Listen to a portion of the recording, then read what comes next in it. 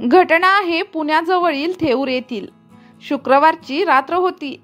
थेऊरच्या चव्हाण वस्तीमधील एका साध्या घरामध्ये अक्षय चव्हाण आपली पत्नी शीतल आणि लहान मुलासोबत राहत होता.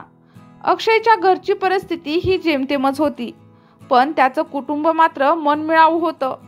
अक्षय हा प्लॉटिंगवरती वॉचमन म्हणून काम करत होता आणि रोजच्या सवयीप्रमाणे त्या रात्री देखील जेवण झालं आणि जेवण झाल्यानंतर तो आपल्या ड्युटीवरती गेला.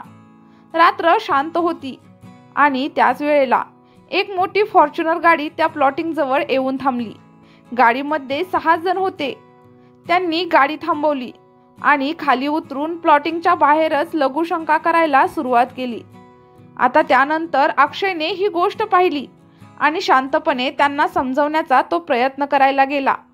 हे सार्वजनिक ठिकाण आहे, कृपया या ठिकाणी असं करू नका.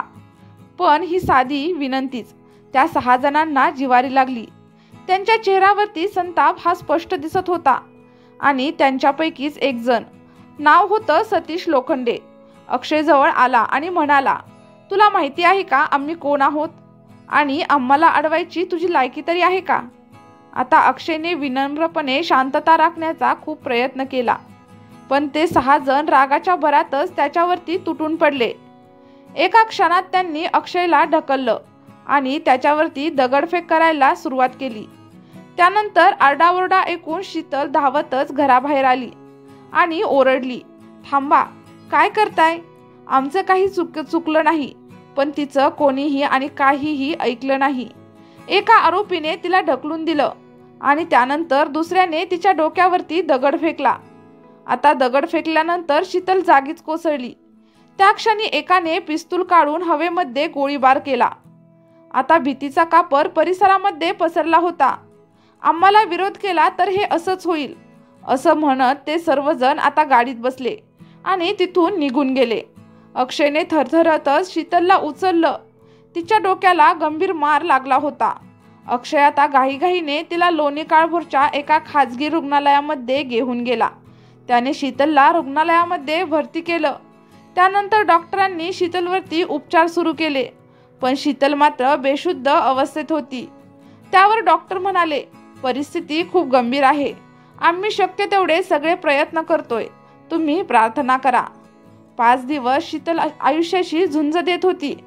अक्षय प्रत्येक क्षण तिच्या शेजारी बसून होता. त्याच्या मनामध्ये आशा होती, पण एका दुपारी तिचा श्वास थांबला.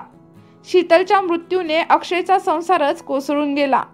घटनेची माहिती मिळताच लोणी कारभार पोलिसांनी तपास सुरू केला. गुन्हे शाखेचे अधिकारी वाहिद पठाण यांच्या नेतृत्वाखाली टीम सक्रिय झाली. फॉर्च्युनर गाडीचा माग काढत आरोपी सतीश लोखंडे, अजय मुंडे आणि भानुदास शेलार या तिघांना अटक करण्यात आली.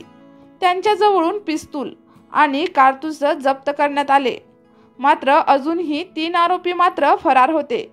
त्या सगळ्यांचा शोध आता सुरू होता.